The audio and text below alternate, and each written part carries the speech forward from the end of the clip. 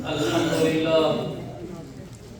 لله وكفى وسلام على عباده الذين اصطفى أما بعد فأعوذ بالله من الشيطان الرجيم بسم الله الرحمن الرحيم قل إن كنتم تحبون الله فاتبعوني يحببكم الله ويغفر لكم ذنوبكم والله غفور رحيم صدق الله العظيم وقال رسول الله صلى الله عليه وسلم لا يؤمن أحدكم حتى يكون هواه تبعا لما جئت به أو كما قال رسول الله صلى الله عليه وسلم رواه البخاري في الصحيح.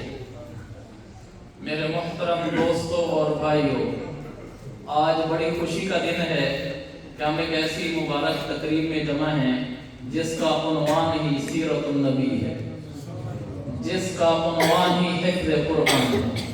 یہ اللہ کا بڑا کرم، بڑا احسان ہے کہ اس نے حضرت محمد مصطفیٰ صلی اللہ تبارک و تعالی علیہ وسلم کی امت میں پیدا فرمایا اور اپنے نبی کے تذکرے کرنے کی توفیق عطا فرمائی۔ ایسی مجالس کا انعقاد، ایسے پروگراموں کا انعقاد، یہ ہمارے لیے ذخیرہ آخرت ہے، اور بلا مبالغہ بجا طور پر وہ لوگ شاباش کے مستحق ہیں جو ان پروگراموں کا انعقاد کرتے ہیں۔ اللہ کے ہاں ان کا مقام ہے جو اس کا پوری ترتیب دیتے ہیں، نظم بناتے ہیں، انتظام کرتے ہیں کہ لوگوں کو جمع کیا جائے، کسی آدمی کو بلوا کر دین کی بات کرائی جائے، اللہ رسول کے تذکرے کیے جائیں۔ وہ لوگ بھی خوش قسمت اور جو لوگ تشریف لاتے ہیں وہ بھی خوش قسمت۔ آپ لوگوں کی برکت سے پھر ہم جیسے بھی خوش قسمت کہ اللہ تعالیٰ نے ہمیں بھی دین کی بات بولنے کی توفیق عطا فرما دی۔ مقصود تو آخرت کی تیاری ہے، اسی کے لیے ہمارا یہ جمع ہونا ہے۔ جو آدمی بھی اللہ رسول کے گن گاتا ہوا دنیا سے چلا جائے گا اس کے بیڑے پار ہیں۔ اللہ سے تعلق جڑا ہوا ہو، اللہ کے نبی صلی اللہ علیہ وسلم کا عشق سینے میں مچلتا ہو، صحابہ اور اہل بیت سے محبت ہو، اولیاء اللہ کی عزت اور عظمت اور احترام ہو، انسان دنیا میں بھی پار اور آخرت میں بھی پار ہے۔ یہ وہ اللہ ہے جس کے بارے میں روح المعانی میں لکھا ہے کہ کفار آئے میرے سرکار علیہ السلام کے پاس، کہنے لگے محمد تیرے رب کا حسب نسب کیا ہے؟ کفار کہنے لگے کہ تیرا رب کون ہے، باپ دادا کدھر سے آئے؟ جبریل آ گیا کہ میرا نبی قل هو اللہ احد، یہ وہ جو اللہ کا حسب نسب پوچھتے ہیں انہیں بتا دے اللہ احد، اللہ ایک ہے، اللہ اکیلا ہے، ایک نہیں، اللہ اکیلا ہے۔ ایک کی اردو ہے 2 3 4، اکیلے کی اردو یہ آگے گنتی ہی نہیں ہے، ایک کی گنتی 2 آگے بولا جاتا ہے، اکیلے کی کوئی گنتی نہیں ہے، کوئی دویلا نہیں ہوتا۔ کہ ان سے کہو اللہ احد، اللہ اکیلا ہے، اپنی ذات میں، اپنی صفات میں، اپنی شان میں، اپنے مقام میں، اپنے رب ہونے میں وہ اکیلا ہے۔ اللہ الصمد، رب صمد ہے۔ صمد کا ترجمہ بے نیاز نہیں ہے، بے نیاز اس کا ترجمہ اس لیے کرتے ہیں ہماری اردو بڑی تنگ دامن ہے، ہمارے پاس اور الفاظ ہی نہیں ہے صمد کو بیان کرنے کے لیے بے نیاز کے علاوہ۔ صمد کہتے ہیں عربی مفسرین کے مطابق من یحتاج الیہ جمیع الخلق ولا یحتاج الی احد، صمد اس ذات کو کہتے ہیں جو کسی کا محتاج نہ ہو اور سب اس کے محتاج ہوں، اس کو صمد کہتے ہیں۔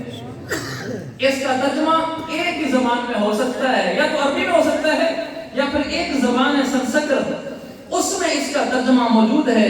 اس سنسکرت زبان میں اس ہستی کو کہ جو کسی کی محتاج نہ ہو اور سب اس کے محتاج ہوں، اس کو سنسکرت میں ارادھار کہتے ہیں۔ تو وہ ترجمہ فٹ ہوتا ہے اللہ الصمد، اللہ نرادھار ہے، اس کو کسی کی ضرورت نہیں ہے میرے بھائیوں، اور سب کو اللہ کی ضرورت ہے۔ اللہ الصمد لم یلد ولم یولد، وہ باپ نہیں ہے کسی کا، وہ بیٹا نہیں ہے کسی کا، اولاد نہیں ہے، اس لیے کہ انسان باپ ہو تو مجبور ہوتا ہے، بادشاہ بن جائے، وزیر بن جائے، اگر وہ باپ ہے تو اپنے بیٹے کے آگے مجبور ہے۔ اگر ساری اولاد بیٹے بیٹیاں آ کر باپ کے پاس بیٹھ جائیں کہ بابا جی آپ نے فلاں جگہ گھر بنانے کا ارادہ کیا ہے، ہم وہاں نہیں رہیں گے، ہم نہیں رہتے اس گھر میں، وہاں نہ بناؤ، وہ آپ کیے ہوئے فیصلے واپس لے لیتے ہیں، چلو وہاں گھر نہیں بناتے۔ بادشاہ ہے لیکن اولاد کے آگے مجبور ہے، اولاد نے کہا ہم نہیں رہتے اس گھر میں، ادھر نہ بناؤ گھر، باپ پیچھے ہٹ جاتا ہے۔ لیکن رب کسی کا باپ نہیں ہے کہ بیٹوں کے آگے مجبور ہو۔ ولم یولد، میرا رب بیٹا نہیں ہے، بیٹا بادشاہ ہو ماں باپ کے آگے مجبور ہوتا ہے، ماں باپ اس کے آگے چل کر آ جائیں کہ بیٹا بھلا تو بادشاہ ہے، افیسر ہے، 20 گریڈ کا افیسر ہے، لیکن یہ کام نہ کر۔ تو بہت ساری جگہ پہ کہتے ہیں اچھا امی ابو جیسے آپ کہیں، میرے رب کو کسی کے آگے جھکنا نہیں پڑتا۔ ولم یولد، وہ کسی کی اولاد نہیں ہے۔ پھر کیسا ہے؟ کہ ولم یکن لہ کفوا احد، میرا حبیب ان کو بتاؤ کل مقدم کا لم یکن لہ کفوا احد، اس کے برابر کا ہے ہی کوئی نہیں۔ سبحان اللہ، یہ رب ہے، یہ ہمارا رب ہے جو سب سے اعلیٰ ہے، سب سے والا ہے، کسی کا محتاج نہیں ہے، سب کو دینے والا ہے، کسی سے لینے والا نہیں ہے۔ وہ ہمارا رب ہے، اس کو راضی کرنا ہماری زندگی کا مشن ہے۔ رب راضی تو سب راضی، خدا ملا تو دنیا بھی ملی آخرت بھی ملی، لیکن اس کے راضی ہونے کا راستہ ہے۔ اگر اس راستے کو بائی پاس کر کے آؤ گے تو رب بیت اللہ کے سجدے بھی ٹھکرا دے گا۔ ایک راستہ ہے اس کو راضی کرنے کا، وہ راستہ چھوڑ دو گے پھر بیت اللہ کے اندر داخل ہو جاؤ، پھر سجدوں میں پڑے رہو، رب میرا سجدے بھی اٹھا کے پھینک دے گا۔ اور وہ راستہ ہے محمد مصطفیٰ کا در اقدس صلی اللہ علیہ وسلم کا۔ میرے نبی کی راہوں سے گزر کر مجھ رب تک پہنچو تو پھر تمہارا پہنچنا قبول ہے۔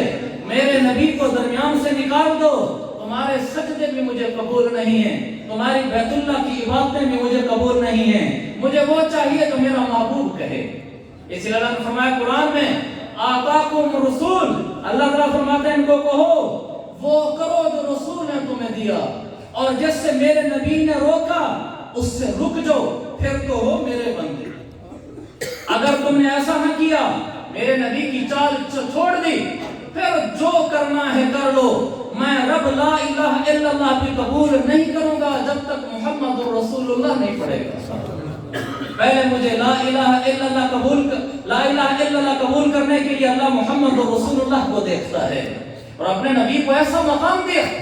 میرے سرکار علیہ الصلوۃ والسلام نے بولا یا اللہ تو نے اپنے نبیوں کو بڑا نوازا، تو نے ابراہیم جعلت ابراہیم خلیلا، ابراہیم کو کہا میرا خلیل ہے، و موسیٰ کلیما، موسیٰ کو کہا کہ میرا کلیم ہے، اور فلاں کو یوں کہا، فلاں کو یوں کہا۔ اے سخرت لسلیمان الریاح، سلیمان علیہ السلام کے لیے ہوائیں مسخر کر دی، اور فلاں کے لیے داؤد علیہ السلام کے لیے لوہا مسخر کر دیا۔ فماذا جعلت لی، یا اللہ میرے لیے کیا بنایا ہے؟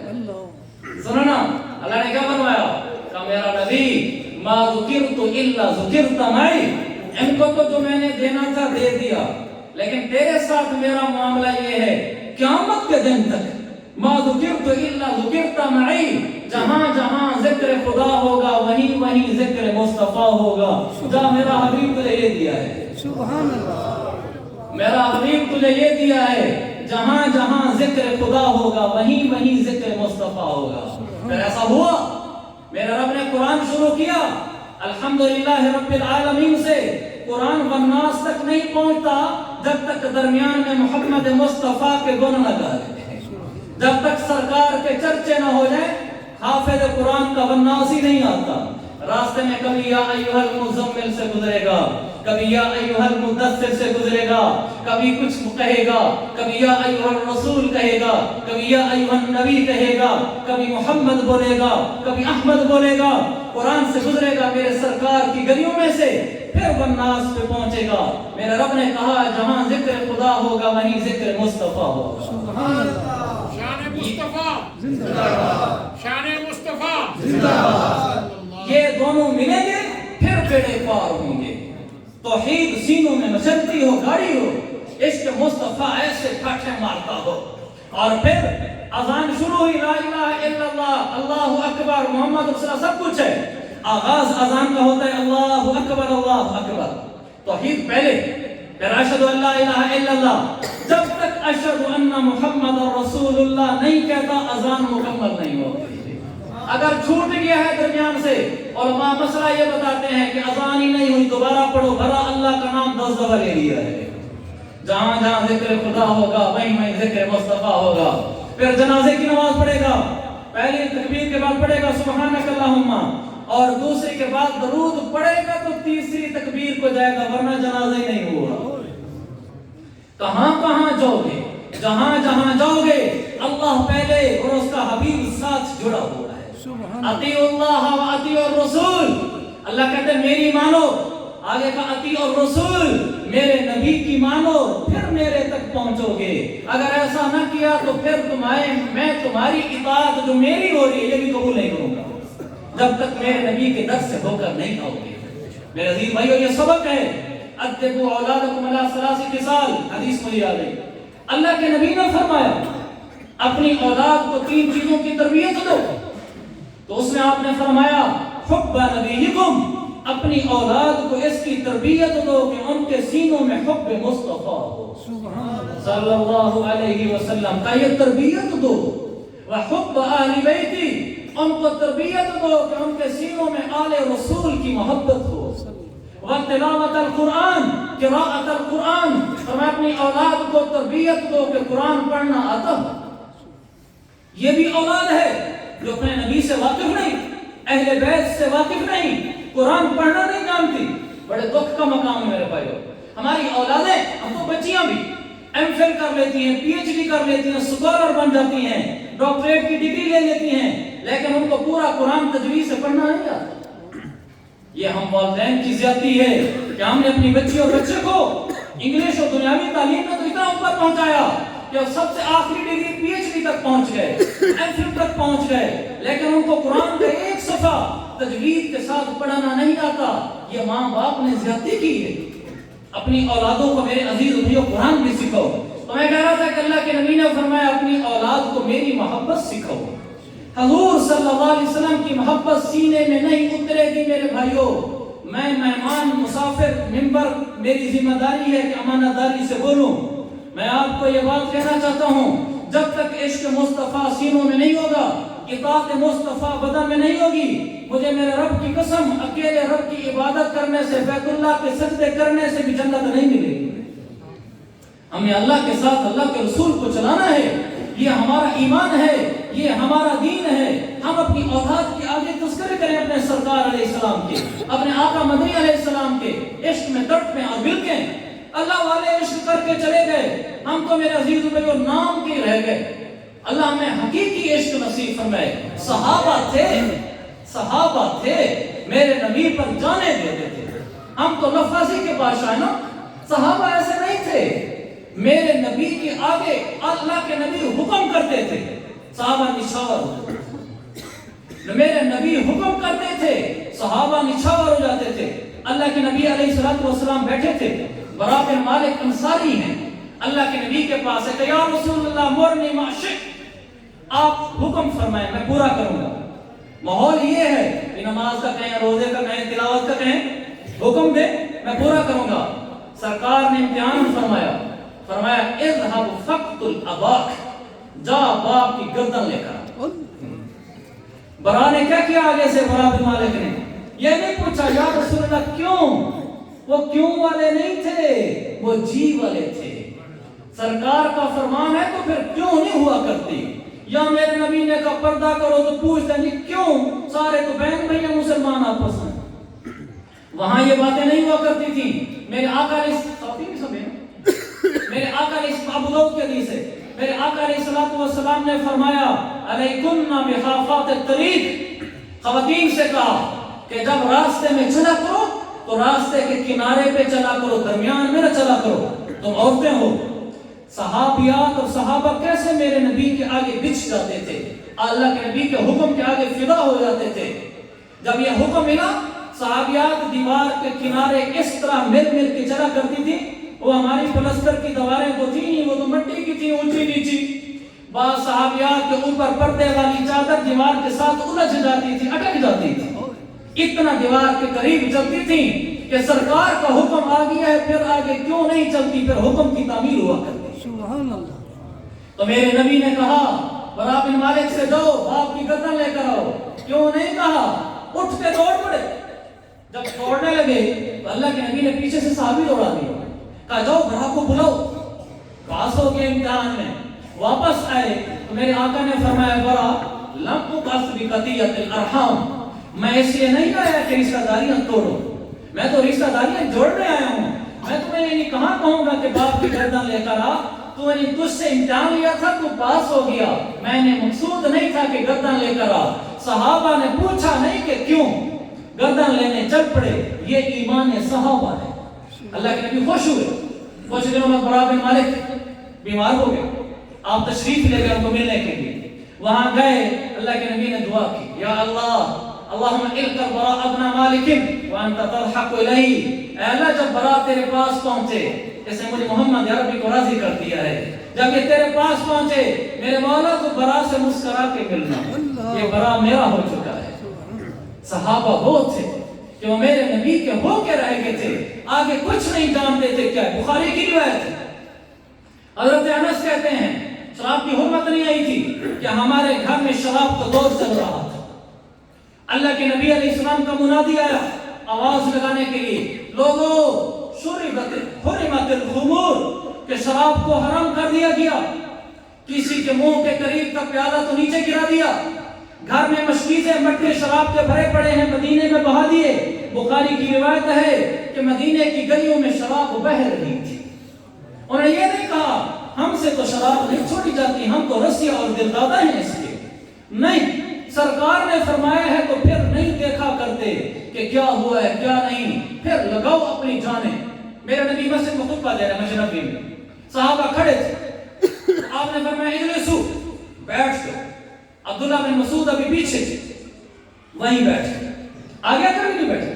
जुम्मे के बाद हाजिरी हुई तो आपने फरमाया अब्दुल्ला मैंने तुझे तो नहीं कहा था बैठ जाओ, मैंने तो इनको कहा था जो सामने खड़े थे बैठ जाओ। और अब्दुल्ला ने कहा या रसूल अल्लाह, अब्दुल्ला की मजाल है, सरकार का हुक्म है और आगे सोचे आपका हुक्म है बैठ जाओ, फिर हम बैठना जानते हैं और कुछ नहीं जानते। सुभान अल्लाह। ये सहाबा है। मेरे अजीज भाइयों, एक नबी से मोहब्बत करना, इस नबी पे जान देना, इसके इश्क में तड़पना, इनके इश्क में तड़पना कि दिल की तमन्ना और आरज़ू हो कि मेरे नबी का मुझे दीदार हो, मेरे नबी का मुझे ख्वाब में दीदार हो, मैं आपको देखूं, आपके घर जाऊं, आपके दर जाऊं, मदीना जाऊं, मदीना की गलियों में फिरूं और आपको याद करूं और दिल यहाँ बेकरार फिरता हो अपने नबी को सोच कर। ख्वाजा गुलाम फरीद रहमतुल्लाह अलैह कोर बैठा वाले और फरमाया था इतना मुठड़ी मैंने तो जान बला सोना खुश वस्ता विच मुल्क अरब, तो मेरा शाह मैं तेरी बांधड़ियां, इश्क तो देखो, कि तू मेरा शाह मैं तेरी बांधड़ियां, थोड़े धिकड़े थोड़े खांदड़ियां, तेरी बांधियां दी मैं बांधड़ियां, तेरी बांधियां दी मैं बांधड़ियां। ये अशार कहे और फिर आगे कहने लगे तेरे दर्द कुत्तियां नाल अदब। या रसूल अल्लाह, आपके दर का कुत्ता भी मुझे अच्छा लगता है, कि तेरी बांधियां दी मैं बांधड़ियां, तेरे दर्द कुत्तियां नाल अदब, इथा मुठड़ी मैंने ते जान बलब, सोना खुश वस्ता विच मुल्क अरब। सरकार का इश्क सीनों में मचलता था और अल्लाह के नबी के दर के कुत्तों से प्यार होता था। मौलाना हुसैन अहमद मदनी रहमतुल्लाह अलैह और मैं जवान की बड़ी हस्ती गुजरे हैं, अल्लाह ने अजब इश्क नबी दिया था। मदीना मुनव्वरा गए, वहां से बिल्ली साथ लिया, बहरी सफर होते थे, सारे रास्ते में बिल्ली का ख्याल रखते रहे। हिंदुस्तान ले आए बिल्ली को, रोजाना बिल्ली को प्यार करते थे, रोजाना बिल्ली को साथ बिठाते थे, कहते थे मेरे सरकार के शहर की बिल्ली। जब गए थे की करके दरख्त का बीज साथ लेते और आकर अपने घर में वो दरख्त का बीज को लगाया, कुछ सालों बाद वो दरख्त बन गया। रोजाना वक्त निकाल कर, सर्दियां हो या गर्मियां हो, उस दरख्त के नीचे आकर बैठते थे, कहते थे मदीना याद आता है इसलिए बैठते। सुभान अल्लाह। हर रोज आकर बैठते थे। 18 साल मस्जिद नबी में उन्होंने दर्स हदीस दिया, 18 साल, एक रियाल किसी से उजरत नहीं ली। एक छटांक दाल खरीदते थे, पानी में डालते थे, 11 आदमी उसको खाते थे। शाम को निकल जाते थे, मदीना मुनव्वरा की गिरी हुई सब्जियां सब्जी मंडी से उठाकर धोकर खा लेते थे। پانی پی لیتے تھے، ریاض الجنہ میں چلے جاتے تھے، لمبی نوافل میں مشغول ہو جاتے تھے۔ یہ عشق مصطفیٰ ہے جو ان سینوں میں اتارنا ہے، اس کے بغیر کوئی زندگی نہیں ہے میرے عزیز بھائیو۔ اللہ رسول کی محبت سینوں میں بسری چاہیے۔ اور ایک شاعر ہے، سادی زبان میں کہہ گیا، لیکن بڑے بڑے شاعر اس کے پیچھے رہ گئے۔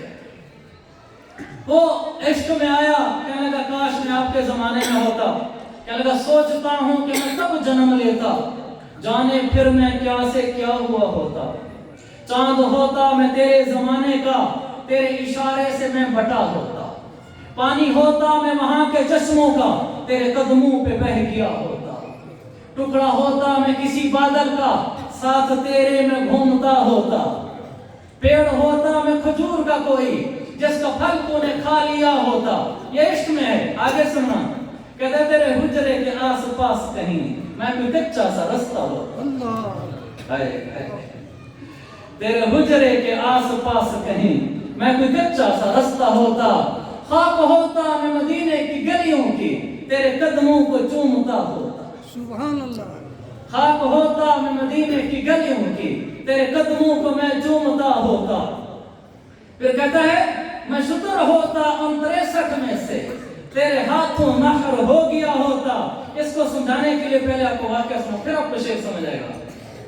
اللہ کے نبی علیہ السلام نے اپنی زندگی مبارکہ میں ایک حج کیا ہے، اس لیے کہ اگر 2 کر دے تو کہیں امت پر فرض نہ ہو جائے۔ آپ جب حج کے لیے تشریف لے گئے تو آپ نے 100 اونٹ حج پر ذبح کی۔ ہر حاجی قربانی کرتا ہے، آپ نے 100 اونٹ ذبح کیے۔ اونٹ 100 اونٹ بڑی تعداد ہے، تو طریقہ یہ بنا ہوا تھا کہ ادھر 100 اونٹ کھڑے کیوں ہیں، میرے سرکار یہاں، کہتے بھی مزہ آتا ہے سرکار کہتے ہوئے، پر اللہ کا شکر ہے کہ ہم اپنے نبی کے امت ہیں۔ اللہ کا شکر ہے، اللہ کا شکر ہے ہم محمد کے داعی، ہم اس کے غلام ہیں، ہم اس کے گن گاتے ہیں۔ اللہ کی قسم یہ ہمارے لیے بہت بڑا سرمایہ ہے کہ ہم محمدی ہیں، ہم حضور کے امتی ہیں۔ دن قیامت کا ہوگا، سرکار کا دیدار کریں گے، جنت میں جائیں گے، آقا کو دیکھیں گے، آپ کے پاس بیٹھیں گے، کیا مزہ آئے گا۔ اللہ نے اس نبی میں پیدا کیا، یا رسول اللہ ہم آپ کے غلام ہیں، اس کو پہنچا دو۔ ہم بھرے مجمع میں کہتے ہیں کہ یا رسول اللہ ہم آپ کے غلام ہیں، ہم آپ کے کمیوں کے کمی ہیں، ہم آپ کے نوکروں کے نوکر ہیں، ہم آپ کے قدموں کے زروں کے زرے ہیں۔ یہ ہمارے لیے اعزاز ہے۔ اللہ کے نبی حج کے موقع پر کھڑے ہیں، 100 اونٹ پیچھے، 100 اونٹ ذبح کرنے کے لیے لایا جاتا تھا، اکٹھے تو لائے نہیں گئے۔ طریقہ یہ بنایا تھا کہ پیچھے 100 اونٹ کھڑے کیے ہوئے، آگے پھر ایک تھڑا سا بنایا ہوا ہے، تھڑا تو ایسے میں کہہ رہا ہوں تو ایک جگہ بنائی ہوئی ہے جس میں 5 اونٹ لے جاتے تھے۔ پھر اللہ کے نبی یہاں تشریف فرمائے تو 5 اونٹ لائن میں کھڑے کر دیتے، ان میں سے ایک اونٹ کو صحابی آگے کرتا اور آپ کے ہاتھ میں چھرا تھا۔ اونٹ کو نا ذبح نہیں کیا جاتا، نحر کیا جاتا ہے، گلے میں چھرا مارا جاتا ہے جس کو نحر کہتے ہیں۔ تو وہ اونٹ آپ کے پاس آتا، آپ چھرا گھونپتے، وہ نیچے گر جاتا، اگلے صحابہ اس کو کھینچ لیتے پرلی طرف، اتنے میں 5 میں سے دوسرا اونٹ آتا، پھر آپ دوسرے کو نحر کرتے، وہ نیچے گر جاتا، پھر صحابہ کھینچ لیتے، پھر تیسرا آتا۔ اس طریقے سے اونٹ ذبح ہوئے۔ آپ نے اس میں سے 63 اونٹ ذبح کیے، باقی حضرت علی سے فرمایا کہ تم کر دو۔ اب دیکھیں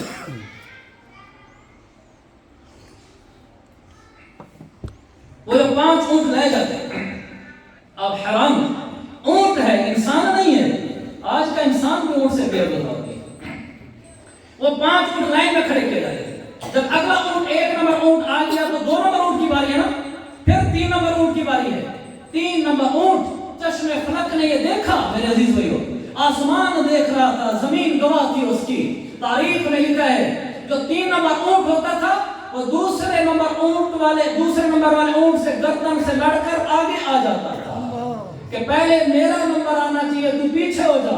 ان 4 اونٹوں میں 3 اونٹوں میں یہ جنگ جاری رہتی تھی کہ جو کوئی اونٹ گردن مار کے آگے آ جاتا تھا تو اس کو پہلے چھرا لگتا تھا، وہ گر جاتا تھا۔ اونٹ بھی پہچانتا تھا کہ کس کے ہاتھوں ذبح ہو رہا۔ اس کو کہا اس شاعر نے کہ میں شتر کہتے ہیں اونٹ کو، میں شتر ہوتا ان 63 میں سے، تیرے ہاتھوں میں نحر ہو گیا۔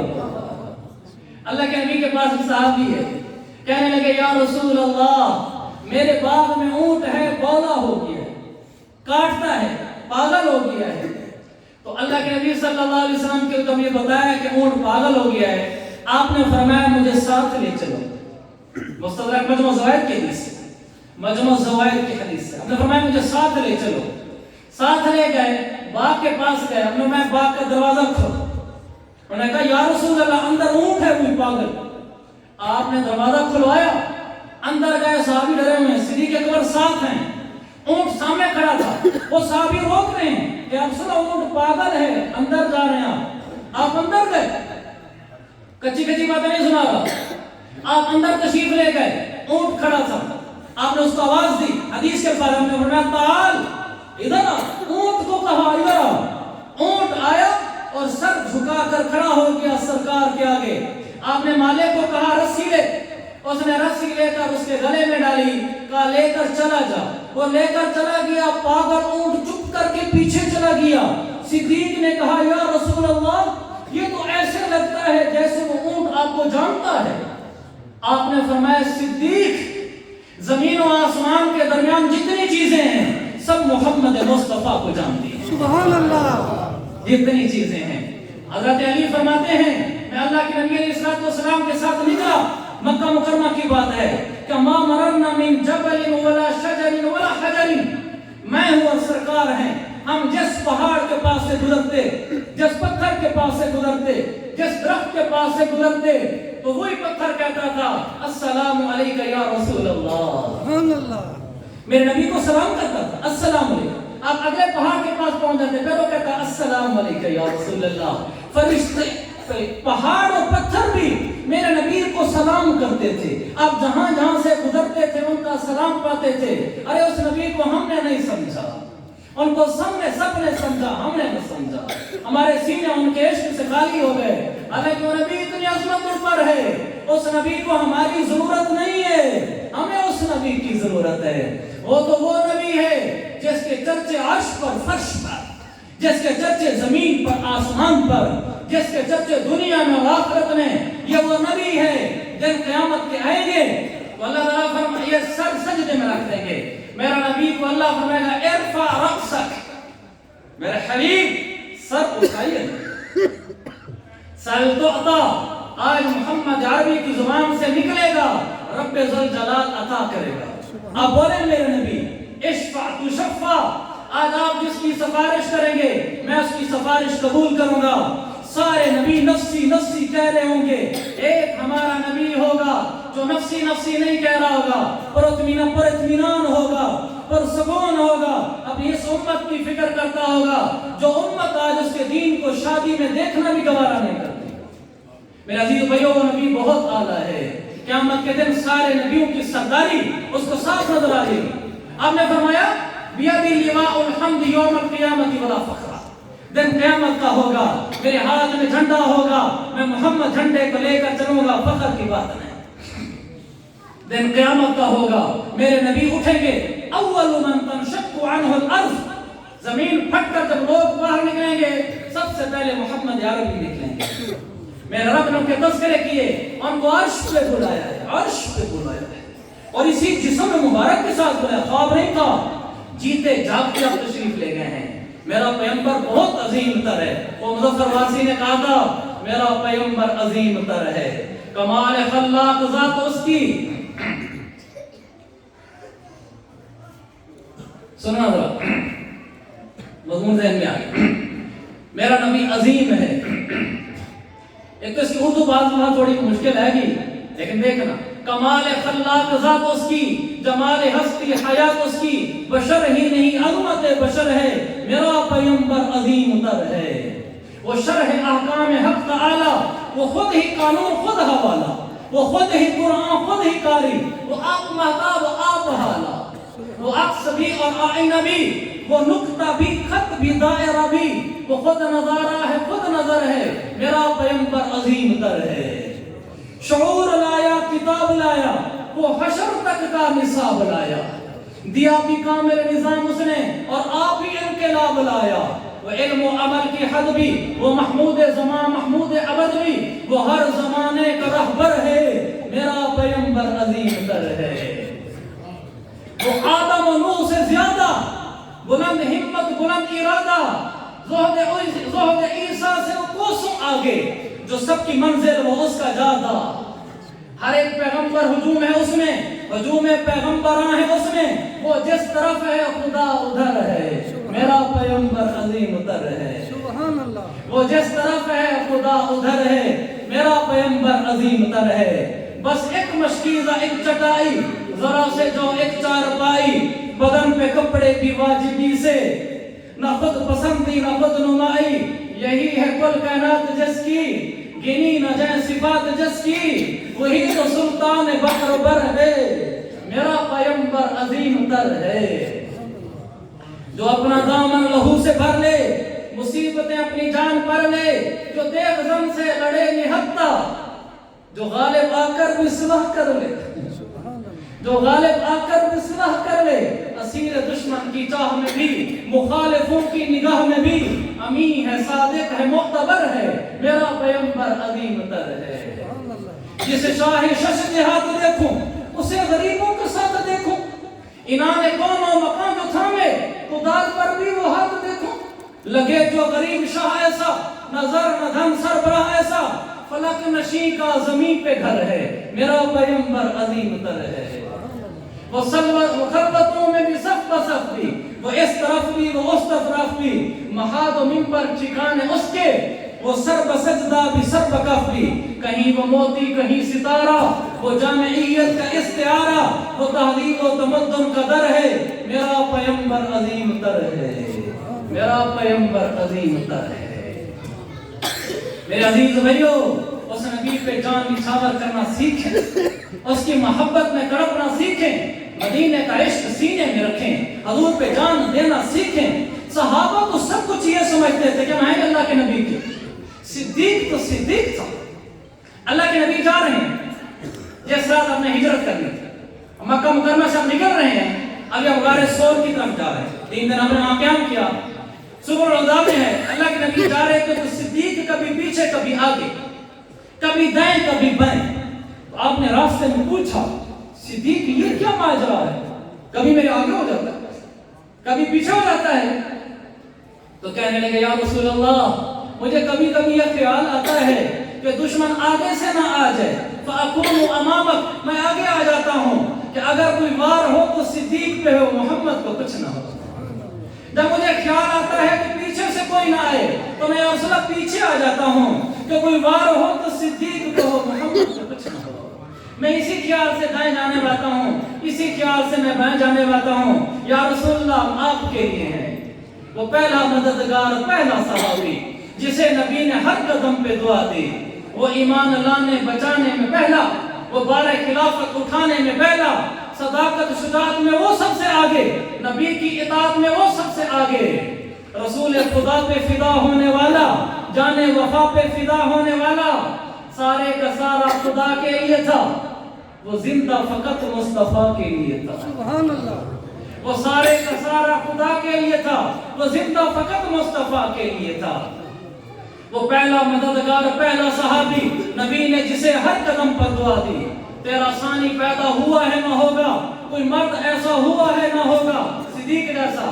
آخری طور سے نبی سے وہ نظریں ہٹاتا نہیں ہے، نبی سے وہ نظریں ہٹاتا نہیں ہے، جہاں پر نبی ہے وہ اب بھی وہیں ہے، میرے نبی کے پہلو میں سویا ہوا ہے۔ یہ صحابہ حضور کے لیے تھے، میرے عزیز بھائی ہم بھی حضور کے لیے ہو جائیں۔ آپ کی ختم نبوت پہ کچھ ہوا، کھڑے ہو۔ مسیلمہ کذاب لعنت اللہ علیہ اللہ کے نبی کے زمانے میں آیا تھا، مدینہ میں داخل نہیں ہوا، باہر بیٹھا رہا، اس کا لشکر ساتھ آیا تھا، قافلہ، وہ سارے کلمہ پڑھ گئے، یہ نہیں آیا، واپسی کیا تو نبوت کا دعویٰ کر دیا، میرے نبی دنیا سے تشریف، وقت تھوڑا سا آپ کا۔ اس کے بعد صدیق اکبر کا دور شروع ہوا، اس نے کہا میں آخری نبی ہوں۔ صحابہ کھڑے ہو گئے کہ ہمارے ہوتے ہوئے کہتا ہے کہ میں آخری نبی ہوں، ہماری جانیں ابھی زندہ ہیں، ہماری گردنیں ابھی زندہ ہیں، پھر کہتا ہے کہ میں آخری نبی ہوں۔ پھر یمامہ کی جنگ ہوتی ہے، پھر صحابہ نکلتے ہیں، خالد بن ولید ساتھ ہوتے ہیں، 12,000 کا لشکر ہے، صحابہ پہنچتے ہیں، اور ادھر سے مسیلمہ کا لشکر 40,000 کا ہے، یہ مسیلمہ کی فوج کھڑی ہے اس جانب، اس جانب 12,000 جان ساران مصطفیٰ کھڑے ہوئے ہیں، جنگ شروع ہوتی ہے، 40,000 کا پڑا بھاری ہوتا ہے، وہ مسلمانوں کو دھکیلتے دھکیلتے پیچھے کر دیتے ہیں. جب دیکھا مسلمانوں نے کہ اب ہماری شکست کی شکل بن گئی ہے, تھوڑے ہو گئے ہیں, تو اب یہ جوش میں آ جاتے ہیں کہ ہمارے جیتے جاگتے ہمارے نبی کو برا کہنے والا وہ جیتا رہے, اس کی آنکھ جھپکتی رہے, ہم گھر چلے جائیں. کہ یہ نہیں ہو سکتا. ثابت بن قیس انصاری نے اٹھے اور پہاڑی پر گئے, کہنے لگے یا اللہ میں ان کے مذہب سے بری ہوں جو مسلمہ کو آخری نبی مانتے ہیں.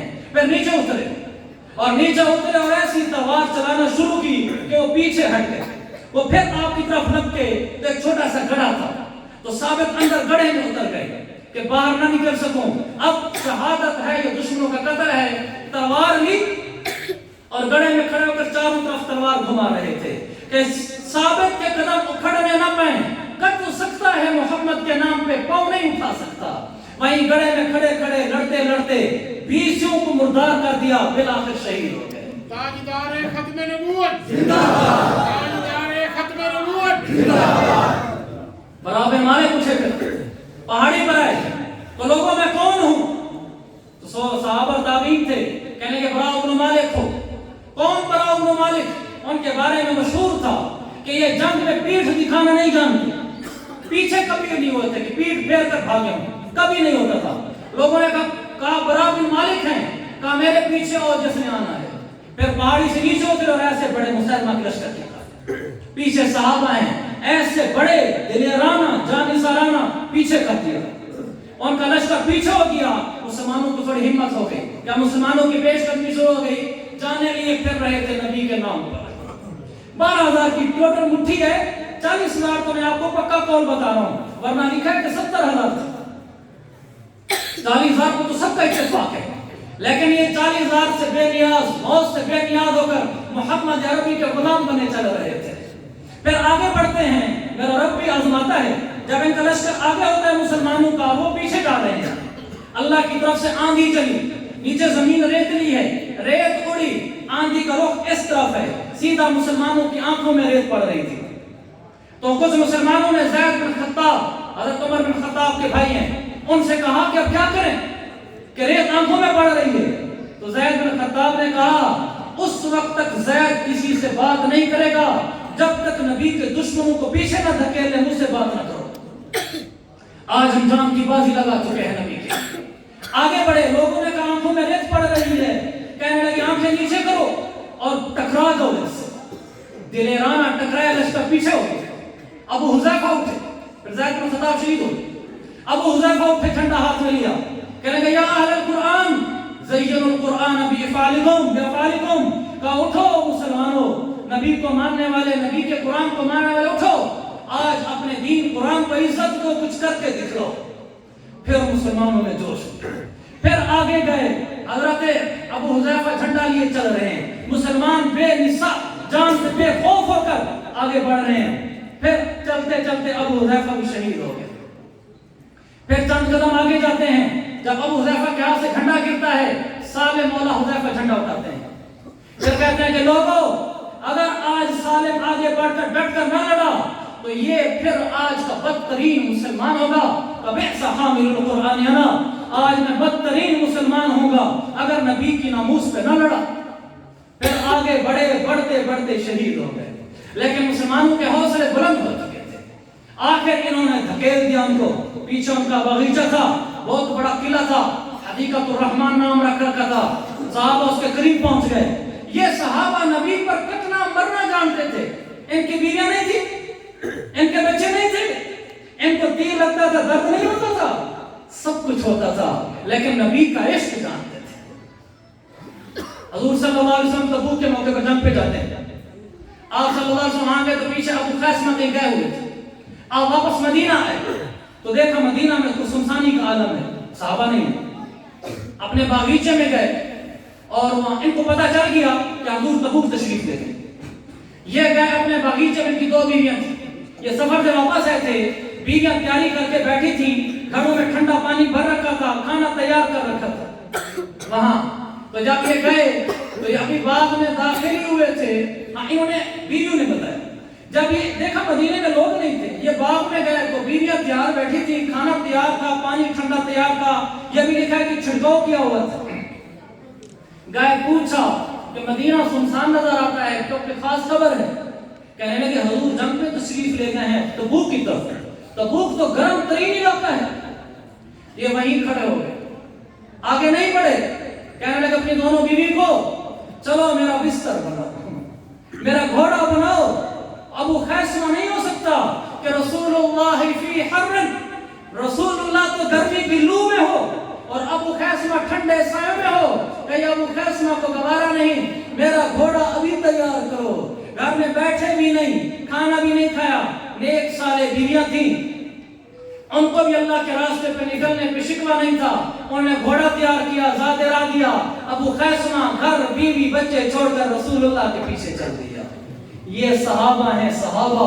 میرے عزیز بھائیو, اللہ کے نبی کے پیچھے چلنا, آپ کی محبت میں چلنا اور آپ کی محبت میں جان دینا اور آپ کا عشق سینوں میں رکھنا, یہ ہمارا ایمان ہے. مدینہ جانے کا بھی شوق ہونا چاہیے. سارا پیسہ یہاں لگا دیتے ہیں, شادیوں پر, موبائلوں پر, گاڑیوں پر, گھروں پر, کاروباروں پر.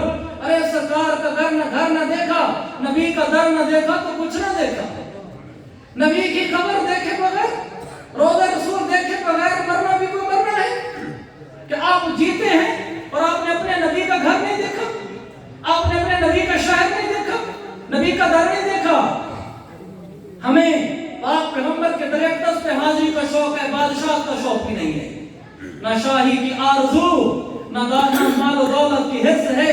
ہمیں شاہی کی آرزو نہیں, مال و دولت کی حرص نہیں, مجھے در مصطفیٰ پہ حاضری کی حرص ہے. میں نے در مصطفیٰ پہ حاضر ہونا ہے, ہمیں اس کی حرص ہے. اس طرف اٹھ کر چلو. قرآن کے نزول کو جبریل کم نہ تھے, حق کو تیرے لبوں کی حکایت پسند ہے.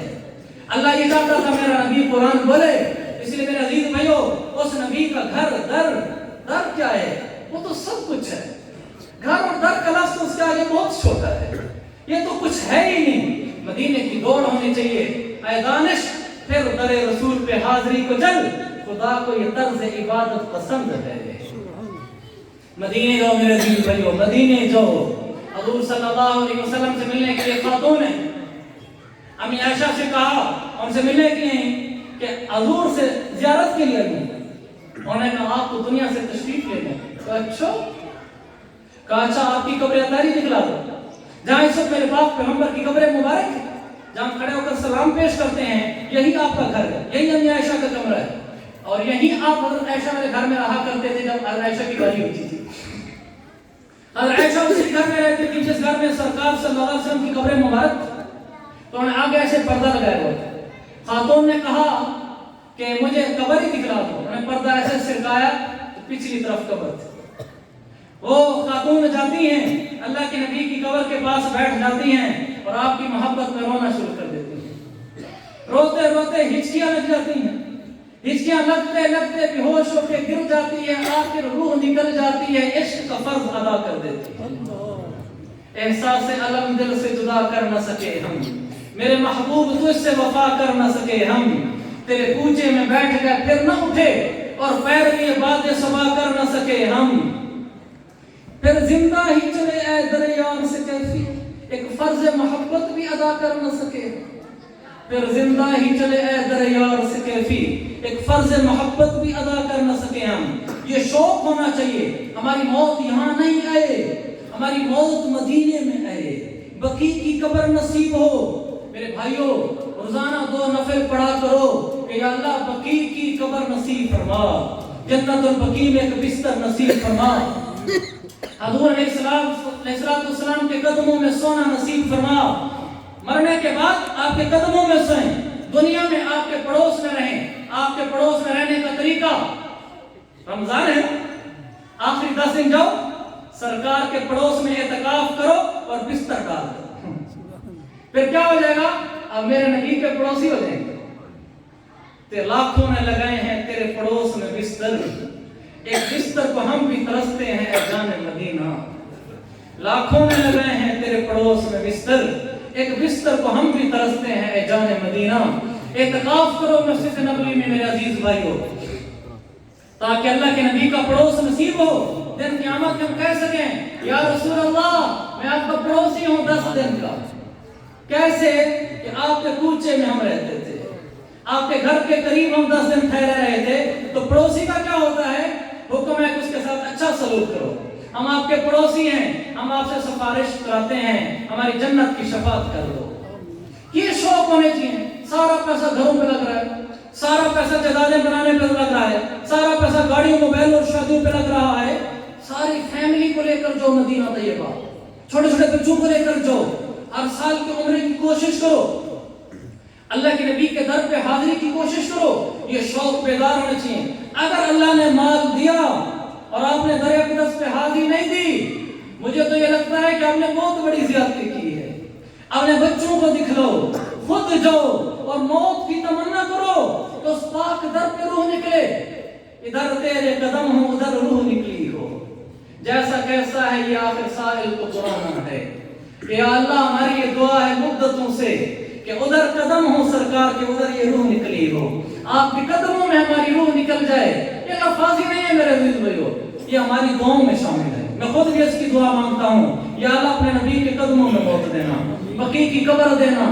ہم مدینہ میں مرنا چاہتے ہیں, ہم جنت البقیع میں سونا چاہتے ہیں, ہم حضور کے قدموں میں سونا چاہتے ہیں. ہمارا رب گواہ ہے, ہم بیوی بچوں میں نہیں مرنا چاہتے, ہم اپنے دیش میں نہیں قبر بنوانا چاہتے, ہم بال بچوں میں نہیں مرنا چاہتے, ہم پردیش میں حضور کے دیش میں مرنا چاہتے ہیں. ہم آپ کے بقیع میں سونا چاہتے ہیں, ہم آپ کے عاشق ہیں, ہم اپنے بال بچوں کے عاشق تو نہیں ہیں. ہمارے سینوں میں بیوی بچوں کا عشق تو نہیں ہے, ہمارے سینوں میں محمد مصطفیٰ علیہ السلام کا عشق ہے. ہم ان کے پیچھے جینا مرنا چاہتے ہیں. یہ محبت ہی ہے جو دنیا آخرت میں ہمارے بیڑے پار کرے گی. اگر یہ محبت کمزور پڑ گئی تو پھر خدا ہی ملا نہ عیسیٰ علیہ السلام, نہ ادھر کے رہے نہ ادھر کے رہے. عشق رسول کے بغیر مر گئے تو کچھ نہ ملا, نہ دنیا بنی نہ آخرت بنی. تو میرے عزیز بھائی ایک لمبا موضوع ہے جس کو زیادہ تفصیل سے تو میں نہیں بیان کر سکتا, لیکن اتنا جو تھوڑا سا میرے ذہن میں آیا کہ اللہ کے نبی سے محبت ہو. بچوں کو نبی کے قصے سنانے چاہیے, نام بھی وہ رکھنے چاہیے جو میرے نبی کے ساتھیوں کے ہیں, صحابہ کے. کیا اٹھاؤں پٹاؤں نام رکھتے ہیں, فلانے اداکار کا نام, فلانے کرکٹر کا نام, فلانا یوٹیوب پہ, فلانا گوگل پہ نام دیکھا جی ہم نے, بڑا یونیک نیم ہے, ایسا نام کسی کا ہے نہیں. مارو گولی ان سارے ناموں کو, ان ناموں کو رکھو جو نام میرے سرکار کو پسند تھے, جو صحابہ کے نام تھے, اولیاء اللہ کے نام تھے, ان کے نام رکھو. کل نبی کے سامنے ہم نے پیش ہونا ہے, کیا کہیں گے کہ کن کے نام رکھے تھے؟ آپ کے صحابہ کو چھوڑ کر کرکٹروں کے نام رکھے تھے, آپ کے صحابہ کو چھوڑ کر سنگر گلوکاروں کے نام رکھے تھے ہم نے؟ نہیں, ہم آپ کے عاشق تھے, آپ کے صحابہ اور اہل بیت کے عاشق تھے. ہمارے بچوں میں اس کا اثر ظاہر ہونا چاہیے, اور پھر بچوں کو نبی کی تعلیم دلانی چاہیے, نبی کا قرآن, نبی کی حدیث, نبی کا فرمان پڑھانا چاہیے. عجب بات ہے, ساری دنیا کی تعلیم پڑھ لے گا بچہ, قرآن پڑھنا نہیں جانتا. اس لیے کہ باپ کے دل میں پیسے کی قیمت ہے, وہ کیوں سکھائے قرآن. ان مدرسوں کی قدر کرو میرے بھائیوں, ان مدرسوں کی قدر کرو. یہ مدرسے بڑی عزت والے ہیں, بڑی عظمت والے ہیں. آپ کو چھوٹا سا واقعہ سناتا ہوں کہ آپ کو محسوس ہوگا کہ مدرسوں میں پڑھانے والا اور مدرسوں میں پڑھنے والے کی کیا شان ہے. مختصر سا واقعہ, سچا واقعہ مقبرہ دہدہ ہے دمشق کے اندر. ایک میت آئی, گورکھا نے قبر کھودی, وہ قبر میں بے ہوش ہو, عبد الرحمن نام ہے گورکھا, وہ بے ہوش ہو گیا. لوگوں نے اس کو باہر نکالا, کہا کیا ہوا؟ اس نے کہا مجھے قبر میں کچھ روشنیاں, قبر کا کھلنا, خوشبوئیں یوں نظر آیا. لوگوں نے کہا کچھ سایہ ہو گیا ہے, ایسے ہو گیا. لوگ چلے گئے. کچھ دن بعد جو خاتون پہلے کہنے آئی تھی کہ قبر کھودو, قبر کھودنے کا کہہ گئی تھی, کچھ دنوں بعد پھر ایک خاتون آتی ہے, پھر وہ کہتی ہے قبر کھودو. گورکھن قبر کھودتا ہے. پھر جب اندر گیا ہے قبر میں, میت کو لٹایا ہے اندر, تو پھر اس کو قبر کا کھلنا, قبر کا روشن ہونا, خوشبوئیں اس کو محسوس ہوتی ہیں. تو ایک دم یہ چھلانگ لگا کر باہر آ جائے کہ اپنا بھی ہوش ہو کے گر جاؤ. باہر آتے ہی پوچھتا ہے کہ وہ خاتون کدھر گئی جو مجھے آرڈر دینے آئی تھی, قبر تک کہنے آئی تھی. انہوں نے کہا وہ تو چلی گئی. کہا جی وہ کس طرف گئی ہے؟ کہا جی آئی تھی وہ اب اس طرف گئی ہے. وہ پیچھے دوڑ پڑا. بلاخر اس نے عورت کا پتہ لگا لیا, وہ پہنچ گیا. کہنے لگا اماں جان ایک بات کا جواب دو, میں گورکھن. کہا جی بیٹے. کہا یہ جو فوت ہوئے ہیں یہ آپ کے کیا لگتے تھے جن کے آپ نے قبر کھدوائی؟ وہ کہنے لگے کہ آپ کیوں پوچھتے ہیں؟ کہنے لگا عجیب ماجرا پیش آیا ہے, میں اس لیے پوچھنا چاہتا ہوں. اس بڑی اماں نے ٹالا، اس نے کہا آپ کو بتانا ہوگا. اس نے کہا کہ آپ مجھے پہلے بتائیں میں پھر بتاؤں. تو اس نے بتا دیا کہ پہلی دفعہ جب قبر کھودی تو قبر کھل گئی. مجھے محسوس ہوئی قبر کھلی، مجھے قبر میں روشنی اور خوشبوئیں محسوس ہوئی. مجھے تو زندگی ہوگی قبریں کھودتے ہوئے کبھی ایسا نہیں ہوا. تو دوسری دفعہ بھی ایسے ہوا. یہ دونوں میتیں کون ہیں؟ تو اس نے کہا کہ یہ دونوں میرے بیٹے ہیں. کہا یہ کیا کرتے تھے؟ کہا جو پہلے والا تھا وہ مدرسے فکان طالب العلم، وہ مدرسے کا طالب علم تھا جس کے لیے قبر کھلی ہے. اس نے کہا دوسرا کیا کرتا تھا؟ کہا یعمل نشارا، کہا وہ کارپینٹر بڑھائی درخان جس کو کہتے ہیں، تو وہ بڑھائی کا یہ کام کرتا تھا، کما کما کر خرچہ اپنے بھائی کو مدرسے کے لیے بھیجا کرتا تھا. کہنے لگا اچھا یہ مدرسے پڑھنے والے اور پڑھانے والے کی شان ہے. جو اس کو بچے کو مدرسے میں پڑھا رہا ہوتا ہے، اس کا خرچہ اٹھا رہا ہوتا ہے، اس کی یوں قبریں کھلتی ہیں. عمر 40 سال سے زیادہ ہے عبد الرحمن کی. وہاں دمشق کا بڑا مدرسہ ہے مسجد التوبہ کے نام سے. اس کے جو موت میں بڑے ہیں وہ شیخ سعید برہانی ہیں. یہ سیدھا شیخ سعید برہانی کے پاس پہنچ جاتا ہے. عبد الرحمن کہتا ہے مجھے مدرسے میں داخلہ دو، میں نے پڑھنے آنا ہے. اس نے کہا اس عمر میں ہم داخلے نہیں دیا کرتے. کہا جی نہیں میں نے داخلہ لینا ہے، میں نے مدرسے کا طالب علم بننا ہے. تو جب اس نے اصرار کیا، اس نے کہا آپ سمجھدار آدمی ہیں، کس بات پہ ڈٹ گئے ہیں؟ کیا ماجرا ہے، کیا وجہ ہے؟ اس نے یہ واقعہ کیا سنایا. کہ میں نے اپنے آنکھوں سے وہ میتیں قبر میں اتارنے کے بعد قبروں کو کھلتے دیکھا ہے، روشن ہوتے دیکھا ہے، خوشبوئیں دیکھی سونگھی ہیں میں کیسے مدرسے کا طالب علم نہ بنوں؟ میں مدرسے کا طالب علم بنوں گا. انہوں نے اس کو داخلہ دیا اور وہ عالم بنا. بعد میں عبد الرحمن الحفار کے نام سے مشہور ہوا. حفار گوتم کو کہتے ہیں. اللہ تعالیٰ نے میرا عزیز بھائیو مدرسوں میں پڑھنے پر پڑھانے والوں کو یہ انعام دیتا ہے. اللہ اپنے بچوں کو مدرسوں میں پڑھاؤ، حافظ قرآن بناؤ. دیکھو ہمیں بے وقوف نہیں بننا چاہیے. آپ کہیں گے کیسا جملہ کہہ دیا؟ ہمیں بے وقوف نہیں بننا چاہیے. کیا بے وقوفی ہے کہ مدرسے میں داخل کرائیں گے تو کھائے گا کہاں سے؟ ارے یقین نہیں ہے اللہ پر کہ جب بچہ ماں کے پیٹ میں ہوتا ہے، بخاری کی حدیث ہے یکتب رزقہ اجلہ، فرشتہ وہیں آ کر اس کی روزی لکھ دیتا ہے. سبحان اللہ. کہ اس کو کتنی ملے گی؟ اب وہی روزی ملتی ہے. مولوی بنا، مقدر میں مالداری تھی، گاڑیوں پہ پھرے گا، اچھے موبائل رکھے گا، اچھے کھانے کھائے گا، عزت کے ساتھ رہے گا. مقدر میں روزی تھی، مقدر میں روزی نہیں تھی، مولوی بنے گا غریب ہو، تقدیر کرے گی. اسی طرح سنو، سکول کالج کسی میں بھیجتے ہیں تاکہ پڑھ لے کے افسر بن جائے، امیر بن جائے. سکول میں جائے گا، مقدر میں مالداری ہوگی، پڑھ لے کے بن جائے گا، امیر بنے گا. سکول میں جائے گا، مقدر میں مالداری نہیں ہوگی، چھوٹی سی دکان لگا کے بیٹھا ہوگا، 15-20 ہزار کی نوکری ڈھونڈتا پھرتا ہوگا، گھر والے تنگ ہوں گے، کماتا نہیں ہے. یہ سکول گیا تھا، روزی کیوں نہیں مل رہی؟ سب سکول والوں کو امیر ہونا چاہیے تھا، سب مولوی کو غریب ہونا چاہیے تھا. جب مولوی میں غریب بھی ہیں، امیر بھی ہیں، شان والے بھی ہیں، غریب بھی ہیں، ایسے سکول کالج میں جانے والے امیر بھی ہیں، غریب بھی ہیں، تو یہ کیوں نادانی ہم کرتے ہیں کہ مدرسے میں جائے گا تو غریب ہو جائے گا، تقدیر کی لکھی روزی پائے گا، مولوی بنے گا سکول کالج میں جائے. اس لیے اپنے بچوں کو حافظ عالم بناؤ. ہم آپ کو تقریروں میں نہیں ابھارنے آتے. میرے 2 بیٹے ہیں، دونوں کے حافظ بنایا. یہ نہیں ہے کہ ہم آپ کو ابھار کے چلے جائیں اپنے بیٹے مدرسوں سے دور ہیں. ہمارے دل کی یہ آوازیں ہیں، منبر کی تقریریں نہیں ہیں کہ رزق کا تعلق سکول اور مدرسے کے ساتھ نہیں ہے. یہ منبر مصطفیٰ کی امانت داری کو سامنے رکھ کر کہتا ہوں، اللہ کے گھر میں بیٹھ کر رزق کا تعلق مدرسے اور سکول کے ساتھ نہیں ہے، رزق کا تعلق تقدیر کے ساتھ. سبحان اللہ. آپ نے دیکھا نہیں غریبوں کی اولادیں امیر ہوئی. آپ نہیں جانتے ایسے لوگوں کو کہ ابھی آپ کے سامنے امیر ہوگا، اس کا باپ غریب تھا. کیا ایسے لوگ آپ نہیں جانتے؟ باپ امیر تھا، اولادیں غریب ہو گئی. یہ تقدیر کے فیصلے ہوتے ہیں. ہم تقدیر کی وجہ سے اولاد کو دل سے معلوم کر دیں.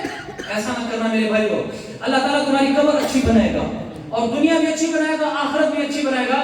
بچوں کو مدرسے کی طرف لے کر آخری بات، 4 منٹ ہے میرے پاس. وہ دکھڑا ہے، لمبا دکھڑا ہے، لیکن چند منٹوں میں سمیٹنا ہے میں نے اس دکھڑے کو. وہ دکھڑا یہ ہے، ہم سمجھتے ہیں کہ دین نام ہے اس داڑھی کا، دین نام ہے اس ٹوپی اور پگڑی کا، دین نام ہے مسجد کی نماز کا، روزے کا، حج عمرے کا، تلاوت تسبیح کا. یہ دین اس کا نام ہے، ایسا نہیں ہے میرے بھائیو۔ دین نام ہے اس عبادت کا، اور دین نام ہے حسن معاشرت کا، اچھے اخلاق کا، اچھے سلوک کا، اچھے رویوں کا، پیار محبت کا۔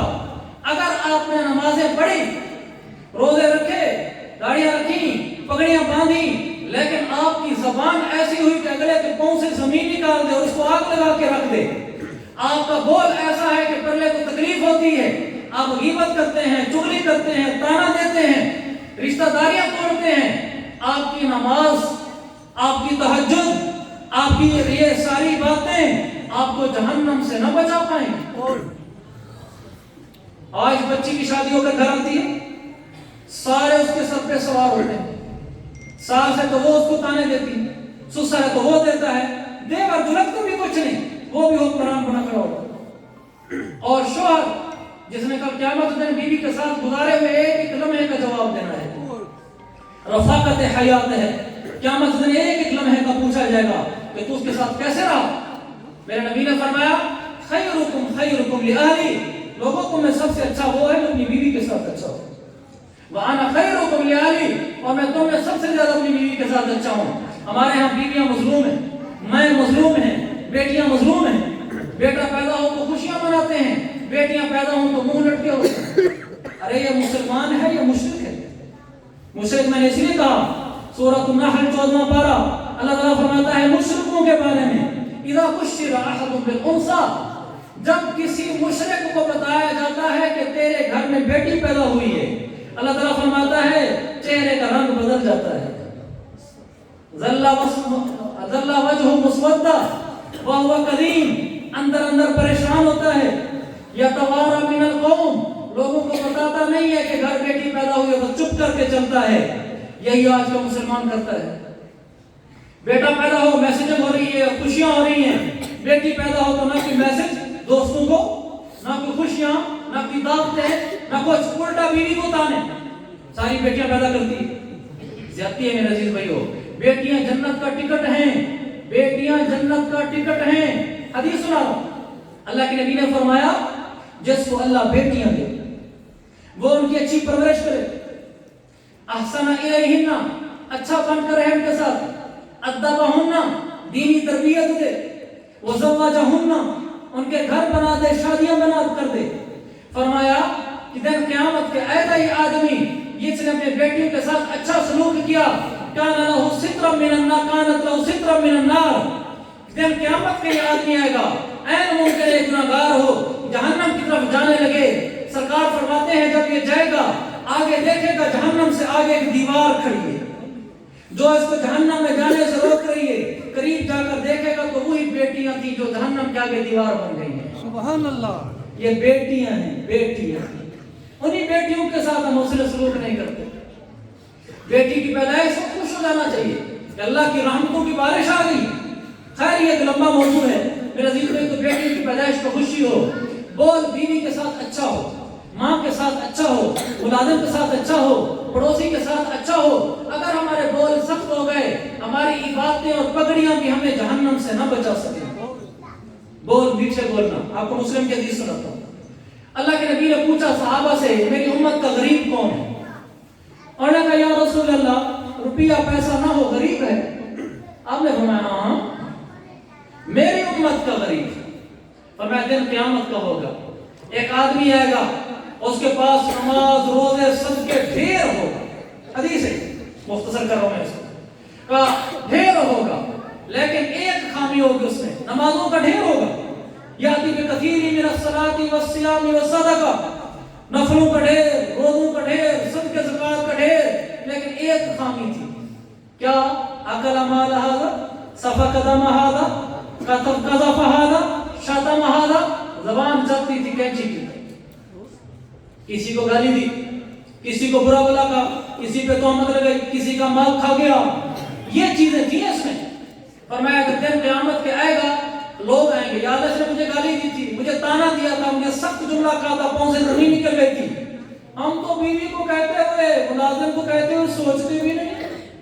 وہاں حساب ہوگا، اللہ کہتا اچھا یہ بول کہے تھے، اس کے بدلے میں तुम ऐसा करो इसकी नेकियां ले लो। नमाजें रोजे तिलावतें हज उसके थे लेकर ये जा रहा है। जुबान चलती थी कैंची की तरह, अभी भी पीछे पड़े हुए हैं वो तेज बोले हुए जुमले, और लोग खड़े हुए हैं कि या अल्लाह हमारा हिसाब दिलाओ, इधर नेकियां सारी खत्म। अब अल्लाह फरमाएगा अपना गुनाह इसके सर पे डालो, इस पर गुनाह डाल दो, इस पे अपने गुनाह उठाकर इस पे डालो। अब सारे गुनाह उठा के इस पे डाल रहे हैं।